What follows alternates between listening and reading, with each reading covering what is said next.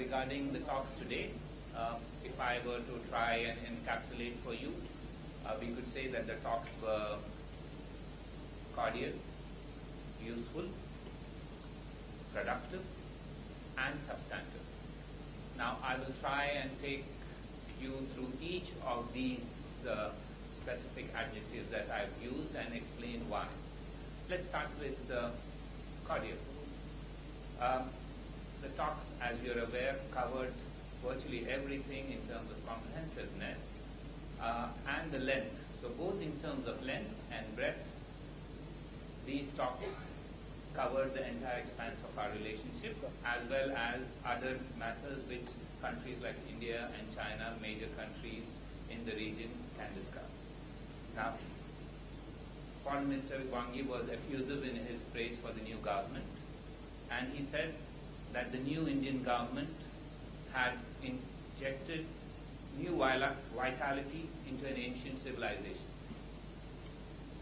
He said that the international community was closely following developments in India, and China too was eager to engage. He said the Chinese and Indian dreams have a lot of commonalities, and then he went on to add that China welcomes the development of India, China supports the development of India, and China is ready to engage with the new government of India. And now this gives you an understanding of the atmospherics. Now, why did we say that they were useful? They were useful because within the first fortnight, there was an expansive engagement between the Indian External Affairs Minister and her Chinese counterpart over the entire expanse of our relationship. There was a discussion of the possible opportunities of engagement during the course of the year. In a sense, they worked out what we could say a possible schedule, a calendar of scheduled possible interactions during the rest of the year. These included possible meetings at a bilateral level, at a multilateral level, in plurilateral meetings that both leaders from both countries are likely to participate. Obviously, this is just the start of that process of engagement. So these are some initial thoughts that both the foreign ministers shared. And I don't want to get into the specific details at this stage because between now and the end of the year, perhaps for your purposes, I could try and summarize that there exist possibilities of at least half a dozen meetings between our senior leadership and the Chinese senior leadership. And by senior leadership, I mean the President of India, the Vice President of India, the Prime Minister of India, and for purposes of foreign policy, the External Affairs Minister of India. So that's likely to be the intensity of the engagement between our two countries. Now, having said that, in terms of, that's why we found this talks very useful, because we were setting an agenda for bilateral engagement over the next 6 months or so. We then felt that the discussions were comprehensive and substantive. Now let me try and explain why we think that it was comprehensive, why we think that they were substantive. Now, China is a neighbor with whom we share a long border. Our neighborhood, as you are aware, is a primary focus of our new government. China is also a major economy, and our bilateral ties are of a significant magnitude in terms of economic relations. The perennials of India-China engagements are well known to you, and so I will not get into them in a detailed manner, but would like to say quite clearly and candidly to you that all issues of significance were raised and discussed in a frank and cordial manner. Even while there was a determination to add new content and substance to the relations. There was an understanding that respect for sensitivities and aspirations of each other was essential for expansion of bilateral relations. There was also a fairly long and detailed discussion on economic issues. These discussions included specific projects, the trajectory of economic ties, potential for tapping opportunities, as well as issues that may impede the speeding up of the intensity of economic ties. Both the leaders felt that the potential for growth of economic ties, there was a tremendous untapped potential for the growth of economic ties. Finally, there was also a discussion on matters relating to people-to-people relations and people-to-people exchanges. In this context, issues relating to the Kailash Mansarovar Yatra and the project about the Encyclopedia of India-China cultural ties were also discussed. Now, when foreign ministers of two important countries like India and China meet, they also discuss, apart from bilateral relations, other ties, other relations, other aspects of international relations, which both are interested in. And therefore, there was a discussion on matters of regional and international importance to both our countries. Now, if I was to try and sum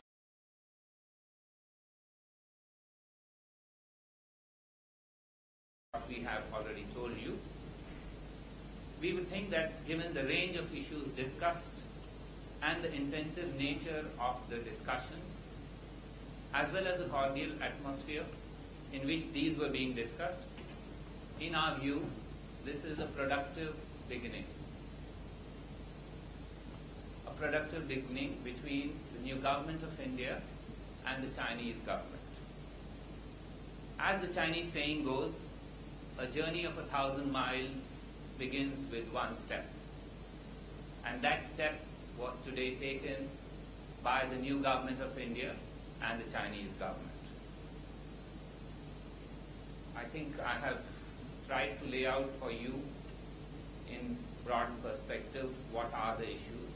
I'm sure before I open the floor, I'd like to warn you that please do not expect us to be flies on the wall and try and give you a ball-by-ball commentary. I do understand that all of you have been kept away from the gaze. We've been away from your gaze, but we can't be flies on the wall, because if we were, we would have been swatted. So the floor is now open for any questions that you may ask in the context of what I've said to you. Yes, one by one. Vijay? Mr. Wang, he has given an interview before he came to India to Hindu, in which he said that there is going to be deeper engagement with India so far as counter-terrorism is concerned, and the mechanism is likely to be there. I just wanted to know whether there is a possibility of that mechanism, like joint working group with China on counter-terrorism. Was it discussed? Well, I can say that this matter did come up, but I'll ask Gautam if there is any additional information that he'd like to add. I think you already know that we do have a joint working group between India and China which discusses this subject of counterterrorism, and it meets very regularly from time to time. So, we do discuss counterterrorism with China. I can also add that Foreign Minister Wang, in his capacity as Special Representative of the President of China, appreciated the position of India on some of the recent terrorist incidents which have taken place in China. Akhilesh Suman. So, one of the major sensitivity of India is UN Security Council membership, permanent membership, and China has been off and on try to avoid the issue addressing directly. Was this issue addressed in this meeting, and whether the foreign minister of China could commit anything to the external affairs ministry? This was largely a meeting on the expanse of our bilateral relations. You are all aware of what are the major issues in our bilateral relationship, and those were the issues addressed. Now, if your question is, was everything under the sun discussed? No. The answer is because you need to take it in a calibrated manner. This is the first, I just mentioned, it's the first step. And there will be opportunities to discuss every issue in much more great detail, but we feel very happy that this was a very good beginning that was made in terms of engagement. Yes, Dipanjan? I believe that the Chinese side was a bit unhappy before the meeting about the presence of the Tibetan Prime Minister in exile during the swearing-in ceremony. Did this issue, along with the presence of the Taiwanese representative at the swearing-in ceremony, come up today?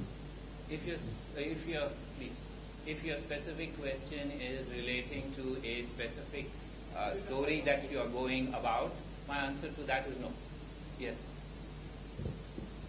I just want to know whether the nuclear issues have crept into the India-China bilateral engagement. What issues? Nuclear issues have crept into the India-China bilateral issues because China had not been recognizing us as a nuclear power. I had indicated to you that both the countries, when they meet, they also discuss issues of international importance.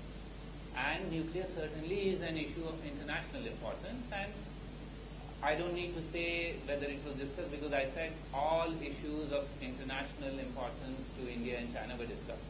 So you can take it from there and certainly you can understand what it is. Yes, Anchal? So the trade deficit, could you give us some details of what was discussed, and also border disputes? If we could get some, it was discussed, but what was discussed? Whatever you can share this morning.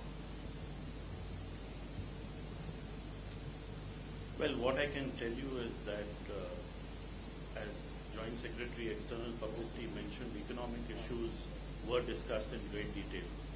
And I must say that Foreign Minister, our External Affairs Minister, Mrs. Sushma Swaraj, did talk about Chinese investment into India and how to promote Chinese investment into India, including through possible industrial zones or industrial parks that could be established here. And Foreign Minister Wang Yi also said that economic development is something which China supports. The economic development of India is something that is supported by the Chinese government. It is good for the world and it is good for China, and that they would look at possibilities of expanding economic cooperation between our two countries. As regards you, yes, I'm answering it. As regards your other question, I think clearly said the perennials of India-China engagement were discussed comprehensively. All of you are aware what these perennials are, and what you are saying is one of the perennials of India-China relations. Yes. Ranjana? Sir, the Tibetan groups have written to the PM requesting that the Tibetan issue be raised. So was it one of the topics that came up? Again, I think rather than going into a step-by-step account, I did indicate that all issues of a perennial nature, which are issues between India and China, were discussed in a very cordial atmosphere. I will not get into which was raised, which was not raised. It's for you to make that judgment and take a call of what you consider are, when there's a comprehensive engagement across all issues, what was discussed and what is not discussed will not be indicated, but it is certainly indicated that this was a comprehensive discussion. Yes. Well, we do learn that staple visas issue was raised.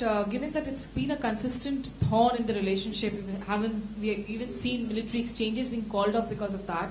What really is the tone of India when you raise this issue? Has there ever been any assurance from Chinese side? Or what's their explanation really for going ahead with the staple visa policy every now and then?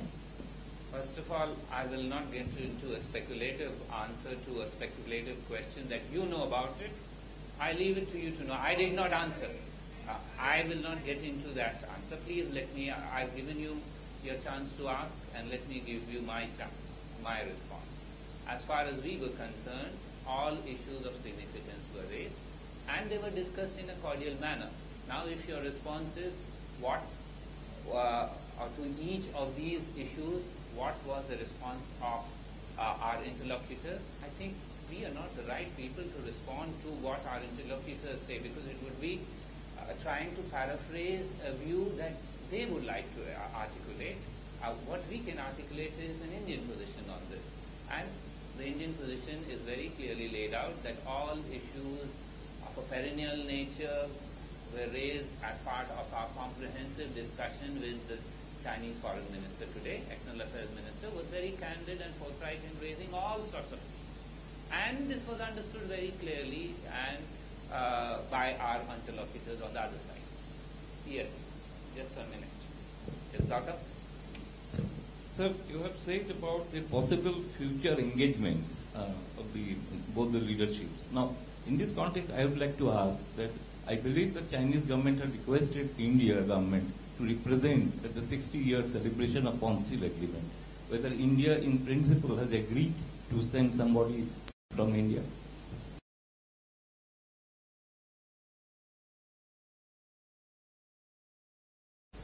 Those engagements span between now and end of the year. These are of a bilateral nature, a plurilateral nature, and a multilateral nature. Now, I cannot get into the details unless these engagements are finalized. This was, as I said, the first step of that engagement. We've just begun this discussion. There are going to be bilateral engagements at senior level between our political leadership and the Chinese political leadership. There will be plurilateral engagements between the Indian leadership and the Chinese leadership, and there will also be substantive engagements on the margins of multilateral events. So please be certain there is an intensive engagement schedule that is being worked out. That schedule is not ready today, so I can't share those dates prematurely with you on any specific issue. Yes, just a minute. Yes, sir. So does it mean that the Chinese side invited Mr. Modi to visit China and also Xi Jinping to visit India? Yes, this is a matter of public record that Prime Minister Li Keqiang, when he had talked to Prime Minister Modi in their first telephonic conversation, had invited him to visit China. Also, it's a matter of public record that our Prime Minister had invited the Chinese President to visit India. And that's why I said that there are several intensive engagements that are being considered at this stage. I will not get into the details because this is just a meeting which completed a few hours ago. You would appreciate I can't get into the details because neither are dates decided on this, neither are events finalized on this, but there are invitations and prospects of meetings on a whole range of issues between several of our leaders and several of the Chinese leaders. Yes, Stranger. Sir, when Mr. Swaraj's predecessor he had said on record that he did not raise the Debsang issue. Now, today, during this long discussion, was this issue of the border, particularly Debsang, raised in a way to ensure that this kind of thing never happened again? I don't mean Debsang directly also, but also future Debsang type intrusion. Sanjay, I will not get into a one-to-one discussion on the specifics of any issue. However, I suggest you please read some of my opening remarks. They provide enough indications.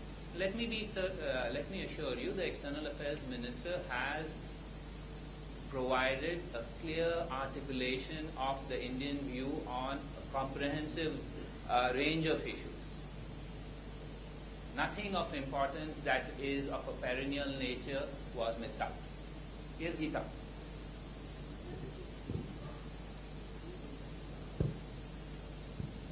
terms of the region, Akbar, what is it that was discussed with regards to Pakistan, and also did China raise concerns regarding South China Sea and India's dealings in that region?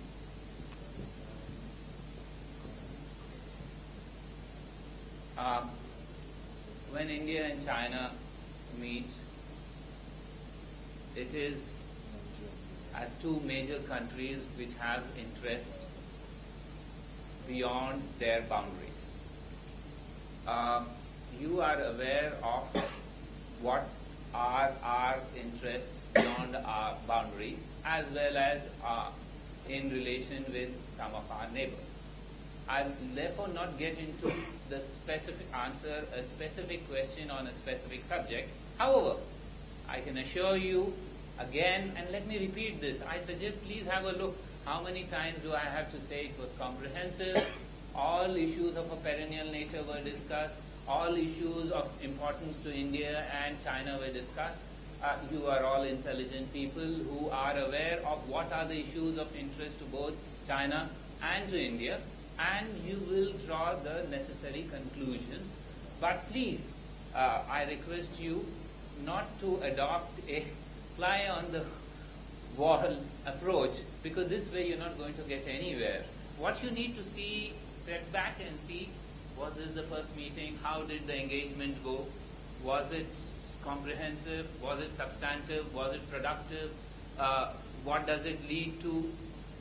In terms of the nitty-gritty, you can say, well, was this discussed? How long what is discussed? We can go down that route, but it's not our intention to go down that route. Our intention is to give you an understanding of the tone, tenor, and trajectory of the discussions. And let me repeat, the tone, tenor, and trajectory of the discussions were that they were cordial, they were useful, they were productive, and they were substantive. Just 1 minute, Jan. Sir, in recent past, Government of India had maintained, that includes after the meeting of Chinese Premier with Dr. Manmohan Singh, that peace and tranquility along the border is the cornerstone of India-China relationship. Does that position still hold?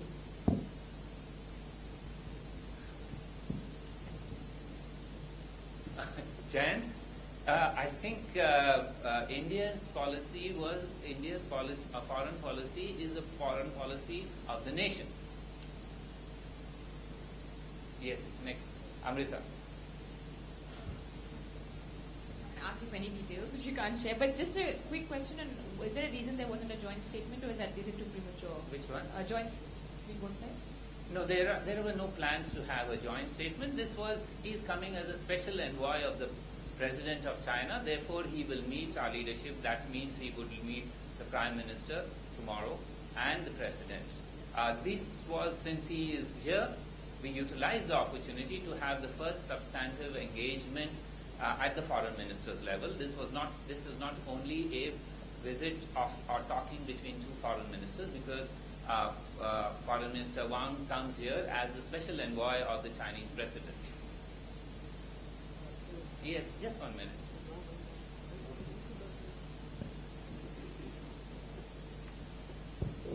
Could it be possible to the investment, Chinese investment in the particular sector, telecom sector, or it is automobile sector, or any other sectors? No, I can just confirm to you that possibility of Chinese firms investing in India was discussed by the two foreign ministers. And what did you want? You want to know the details? Sector? I mean the discussion or the specific investments? What I asked you is there any discussion in the particular sector, or it is a discussion in the general discussion? No, they also discuss specific sectors. So what sector? Yes. No. Okay, I understand your interest in going down that route.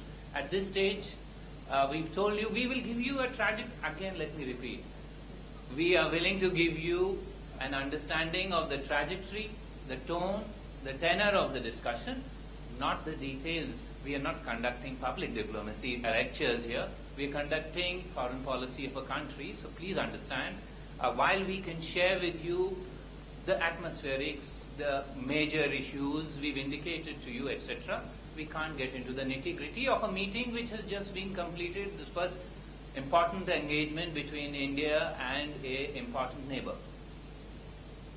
Yes, Parul.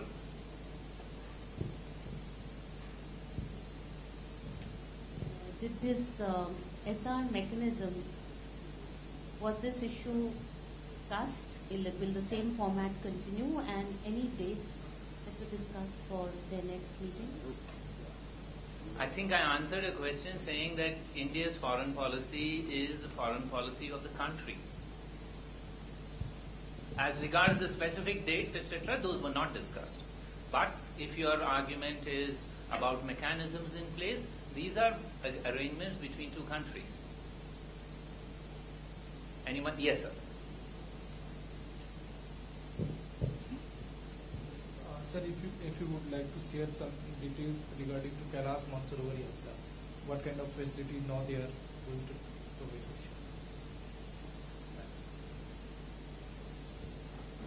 No, I can tell you that this topic was touched upon by our External Affairs Minister, and she did ask for possibilities of additional routes to Kailash and Mansarovar. She did talk about the possibility of increasing the number of pilgrims who can go on the Kailash Mansarovar Yatra organized by the Ministry of External Affairs. And these were very general ideas which were discussed. There were no details at this point in time. She also thanked the Chinese Foreign Minister for having kept the cost of the yatra on the Chinese side constant for the last couple of years. So these were some of the points on Kailash Yatra which were discussed by our Foreign Minister with Chinese Foreign Minister.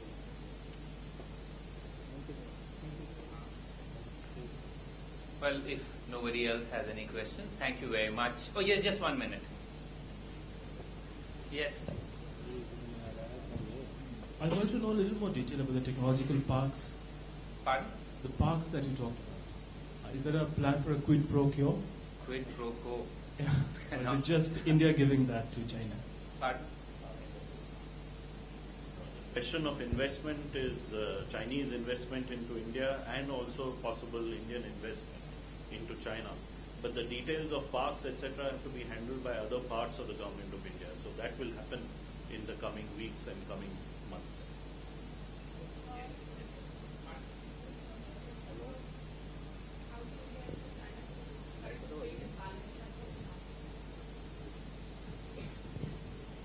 No, I think you know that one of the ways to correct a trade imbalance is for that country to invest in India, and that's the answer. Yes, last question.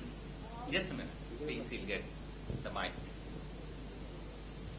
So this is not on China, but some 78 fishermen have been arrested by Sri Lankan Tamil Nadu. So it's a huge issue. What is, has there been any talk on this? Well, I will give you the last question and I will answer that. Even while the External Affairs Minister was in contact with her Chinese counterpart, she has instructed our embassy, our High Commission in Colombo to actively pursue this. Our High Commission right now is taking this up with the Sri Lankan authorities. That's the latest update that I have for you on this. Thank you very much. Thank you, sir.